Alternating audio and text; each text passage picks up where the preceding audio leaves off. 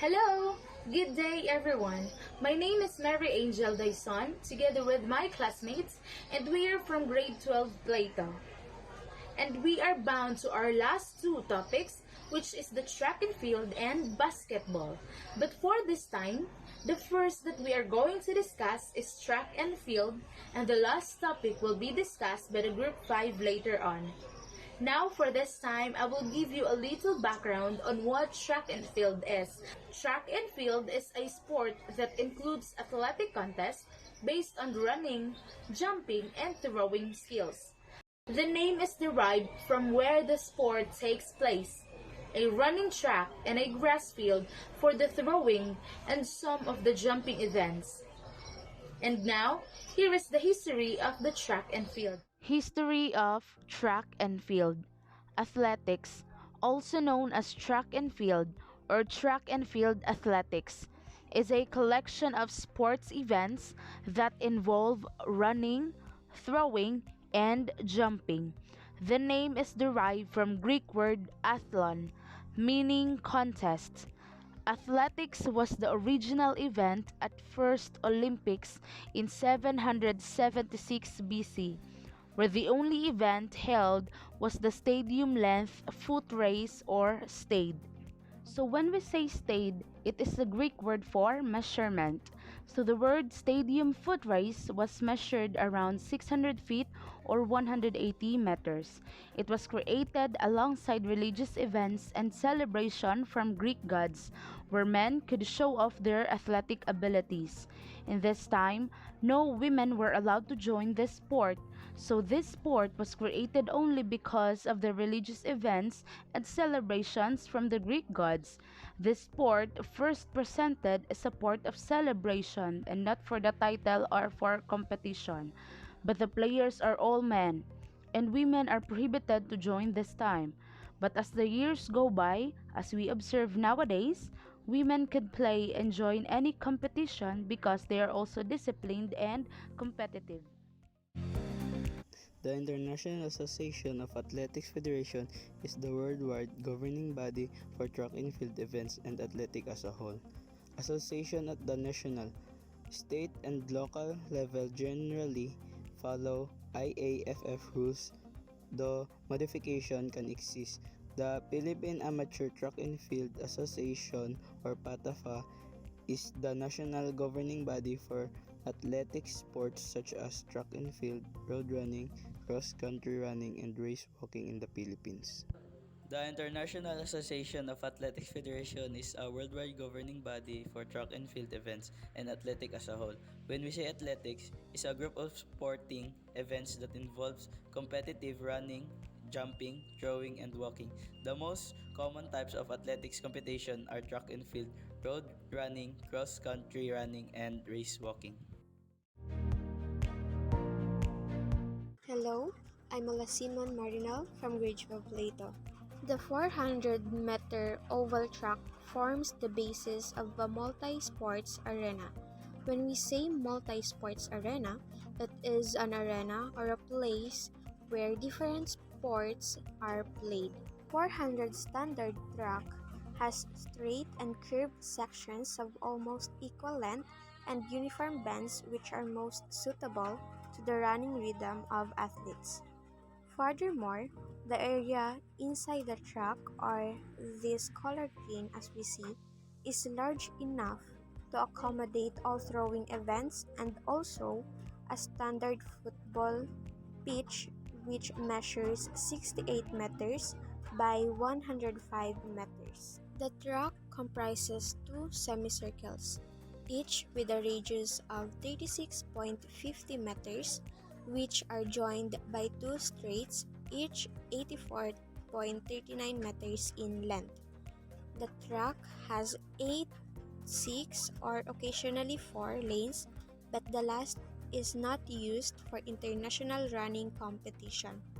All lanes have a width of 1.22 meters plus minus 0.1 meters.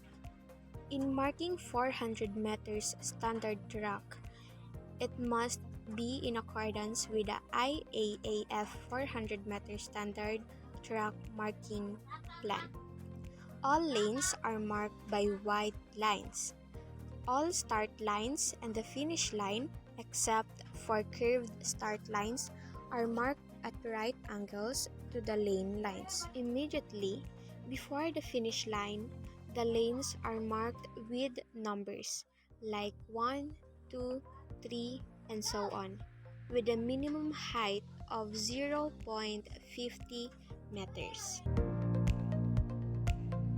Hi, good day everyone. My name is Keto Sibangi, member of Section Plato. Kind of start. Type of the crawl start. There are three main type of crawl start. Bullet start. The first type of sprint start is a bullet or a bunt. The toes of the back foot are about level with the heel of the front foot. Both of the feet are placed well behind the starting line. The toe-to-toe distance is said 25 to 30 centimeters. Start, your feet are closest together compared to the other start because your feet are close together, your legs and body are bunched together. That is why is it called the bunch or bullet start. My name is Randy D. Igin Jr. from grade 12 Plato. The medium start. The medium start is the knee of the back leg is opposite the arch of the leading foot.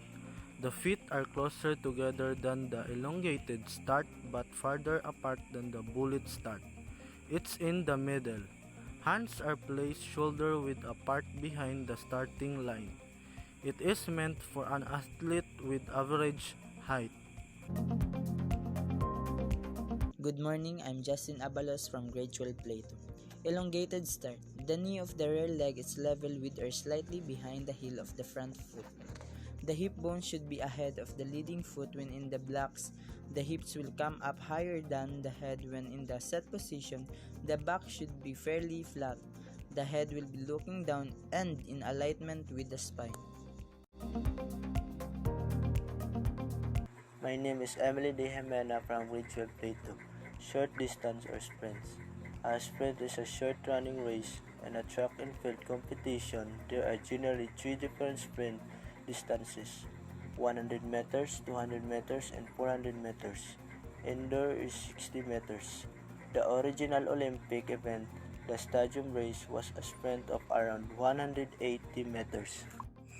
Ang sprint ay isang uri ng event sa track and field competition na kung saan ito ay may tatlong uri ng distances na 100 meters, 200 meters, at 400 meters distances. Sa indoor event naman, mayroon lamang itong 60 meters distances. Pero para sa isang pang-Olympic na event, ang palarong ito ay may sukat lamang na 180 meters distance. Good morning everyone. This is Mizanor Makugar from grade 12 Plato. Middle distance running.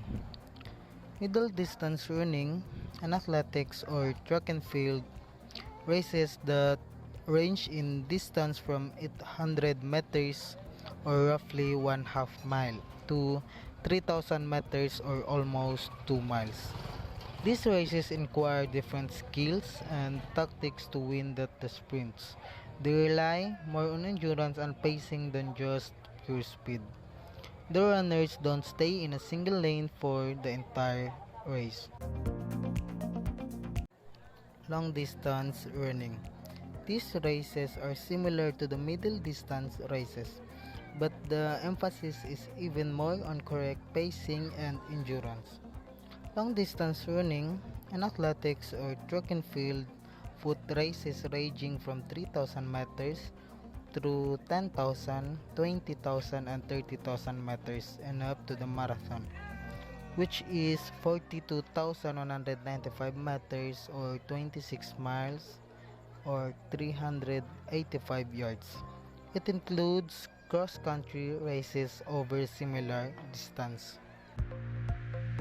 There are two very common relay events: the 4x100 meters relay, in which teams consist of 4 players, and these players must run 100 meters each, and the 4x400 meters relay or long relay, It is a relay in which 4 runners in each team must complete 400 meters run.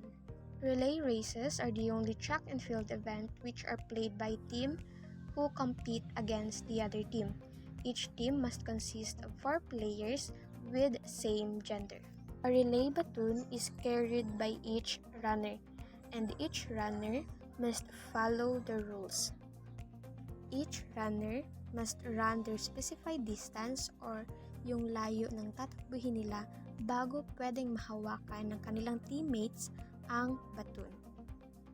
And there is a designated area kung saan dun lang pwede ipasa or kukunin ng isang player galing sa kanyang teammates ang baton. If the players fail to follow those rules or nalaglag nila ang baton habang tumatakbo, their teams will automatically disqualified. A team may also be disqualified if its runners are deemed to have willfully impeded others' competitors. In the short relay, each runners cover 100 meters. In the longer, 400 meters. Relays in which members run different distances are called medley relays. I'm Angelbert BM1 from Section Play 2. Hurdles. Hurdling is the act of running and jumping over an obstacle at speed. In the sports of athletics, hurdling forms the basis of a number of track and field events which are highly specialized form of obstacle racing. In these events, a series of barriers known as hurdles are set at precisely measured heights and distances which each athletic must pass by running over. So, hurdling is a sport of track and field events that use for athletic discipline in which athletes run and jump over a number of obstacles called hurdles to win the race.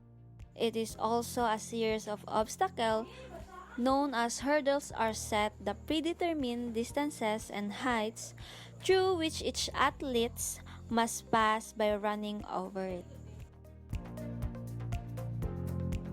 Setup. The placement of the hurdle depends on the length of the race and the sex of the athlete.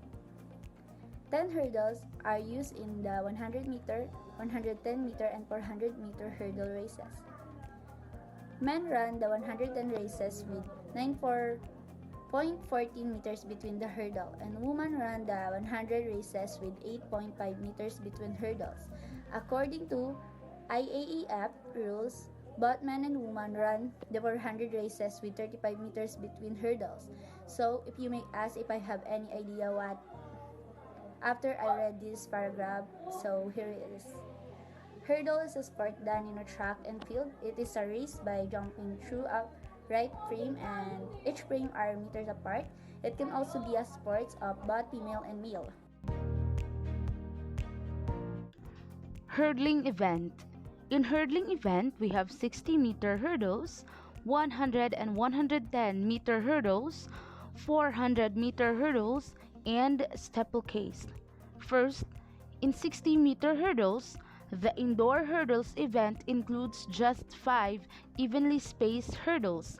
So in 60 meters hurdles, it mentioned here indoor because of the said meters which is suitable for indoor activity. It includes 5 evenly spaced hurdles. Second, 100 and 110 meters hurdles. The outdoor sprint hurdle events offer one of the last bastions of gender differences in senior track and field, as the women's sprint hurdles event is 100 meters long while the men run 110 meters. Both events feature 10 evenly spaced hurdles. In 100 and 110 meter hurdles, it mentioned outdoor. Sprint hurdles, the two genders are separated based on the sprint meters. 100 meters for senior women, and for the men, they have 110 meter sprint hurdles. Both events have 10 evenly spaced hurdles. Third, 400 meter hurdles. Both gender run a full lap in a low hurdle event, which also includes 10 evenly spaced barriers. In 400-meter hurdle, both men and women have to run a low hurdle full lap and also has 10 evenly spaced barriers. Next, we have steeplechase. Steeplechase is not a pure hurdle event. The steeplechase combines a distance running and a different form of hurdling. So in steeplechase, it mentioned here not a pure hurdles, but a combination of running and different form of hurdling. The 300-meter race features no barriers on the first lap. Each of 7 subsequent laps includes 5 hurdle jumps, one of which is followed immediately by a water pit that slopes upward. So in 300-meter race, there are no barriers on the first lap, but each of the 7 straight laps, it includes 5 hurdle jumps. One of the hurdle jumps followed by a water pit that slopes upward. When we say water pit that slopes upward, for example, when we observe in the track and field events, specifically in hurdle event, we have seen that one of the hurdles, when the player touched the ground, instead of the floor, they stepped into a shallow water slope upward. The better jumpers are rewarded by leaping into shallower water. The race begins on a curved starting line. Runners do not remain in lanes. The better jumper has the opportunity to leap into shallower water than others. In the start of the race, they begin in curved line, but the players could freely move from one lane to another. We have seen in the picture the whole sequence of jumping. First is approach. Ito yung dahan-dahang pagtakbo ng mga players to get some speed for jumping. Second is take-off. Ito naman yung pagtalon ng players. And flight, ito naman yung part kung saan nasa arena ang players. And the last one is landing. Ito naman ang pagbagsak ng players sa lupa. Good day everyone, my name is Alan Sinuya Jr. from Grade 12 Plato. High jump of track and field. In the high jump event, the athlete gets a running start and must jump over a bar without knocking it over. They land on a big soft cushion. Like many track and field events, there is a key element to doing well in this sport, which in this case is being able to jump high. But technique is very important, as well timing and leaving your feet at the right point, as well as how you bend your body as you go over the bar are all important. In other words, high jump is for the athlete to get their hips as high as possible over a fiberglass bar without knocking it off. Ang long jump ay isang track and field event na nangangailangan ng bilis bilang karagdagan sa isang malakas na pagtalon. Ang pag-aaral ng mahakbang pagtalon ay maaaring mukhang isang mahirap na gawain, ngunit kung sisikapin mo ito, ang mga hakbang ay talagang medyo simple. Ang wastong pamamaraan ay anyo ay mahalaga para sa pag-maximize ng distansya kung tumalon ka. May 3 yugto sa long jump: ang approach and take off at ang landing. Kapag nasanay ka na sa mga bagay-bagay, makikita mo na ang track and field na ito ay parehong masaya at kapinabang. Good day everyone, I am Ronel J. Galboso Abrillo from Grade 12 Play 2, and I would like to introduce to you the pole vault and triple jump. Pole vault. While all of the field events they require technique to excel, the pole vault may be the toughest to master.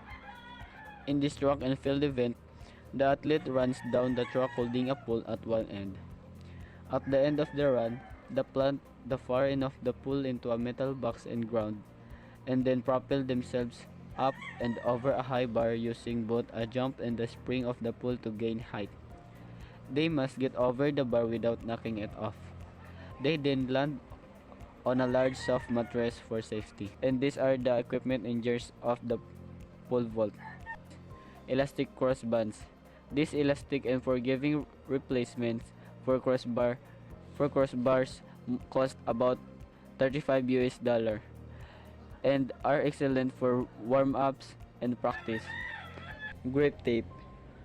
Unlike athletic tape, pole vaulting grip tape is sticky on both sides, allowing the athlete to get a proper hold while vaulting. Poles. The pole itself is of critical importance as a piece of the pole vaulter's arsenal. Pole bags.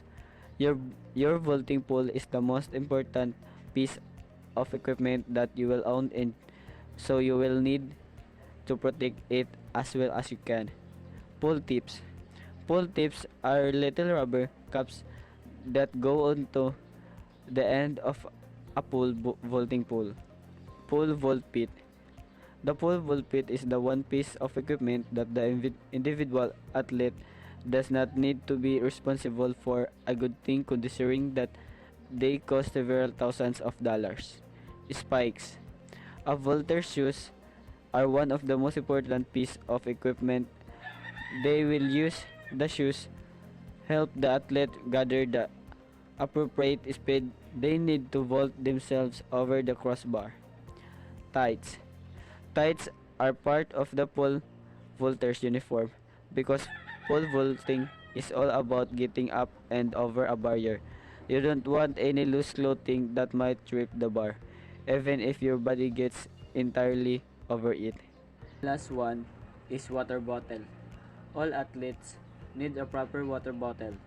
Hydration is key to all sports, and being properly hydrated ensures that you won't pass out from heat exhaustion and ensures that you will be able to perform your best. Triple jump. The triple jump is similar to the long jump, but there are three combined jumps that go into the total length. These are called the hop, the step, and the jump. The athlete will first run down the track gaining speed. At the start of the jump or take-off point, they will jump from one foot and land on that same foot hop. They then jump again, this time landing on the opposite footstep. Next, they jump as far as they can and land on both feet. Sa larong ito ay kailangan mong tumalo ng malayo upang ikaw ay manalo. Kung gusto mong manalo sa larong ito ay kailangan mong humanap ng buwelo upang ikaw ay makatalon ng malayo. Shot put. The shot put involves putting or pushing rather than throwing. Putting because it's like you are putting something in the air, or in shot put events, you're putting the spherical ball as far as possible. This spherical ball is made up of metal. The men's shot weighs 7.26 kilograms or 16 pounds, while women put a 4 kilograms or 8.82 pounds. Shot put facility includes a throwing circle that measures 2.135 meters in diameter, where the players take their put or execute their turning action. Another is a stop board that measures 10 centimeters or 4 inches high at the front of the circle. If the competitor steps on or out of the circle, the throw is invalidated. And the landing sector, this is the area where the metal ball landed. The distance thrown is measured from the inside of the circumference of the circle, or where the players have their throw, to the area where the ball caused soil disturbance o marka. Discus throw, also known as disc throw, is a throwing event in which an athlete throws a 2 kilogram plate-like implement from a 2.5-meter circle. The disc is launched after the thrower, starting at the back of the circle, has completed 1.5 turns. The facility for discus throw includes a throwing circle. This is the area where the players throw the heavy metal disc. Next is the protective cage. This cage aims to protect and prevent any accident. Halimbawa, aksidenteng nabitawan ng player ang disc na hinahawakan. Hindi ito tatama sa ibang tao because there is a cage to protect. And the last one is the landing sector. This is the area where the disc landed. Good day, I am Crystal May Rojas from 12 Plato. Hammer throw. A hammer throw is a track and field event in which a hammer is thrown for a long distance with two hands in a circle. Hammer throw is a sport in which two people use two hands to throw a hammer into the air for a long distance. Later, a rack affixed to the end of a wooden handle was used instead of a wheel. In order for the throw to be measured, the ball must land inside a marked 35-degree sector, and the athlete must not leave the circle before it has landed.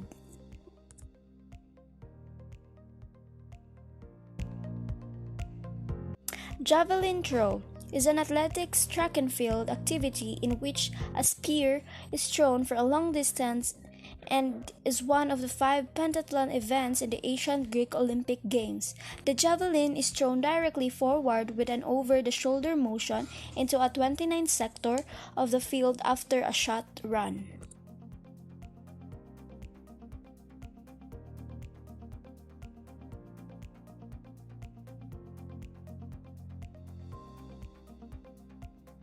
So that is the end of our topic. We hope that you enjoy it and learn from it. Thanks for listening.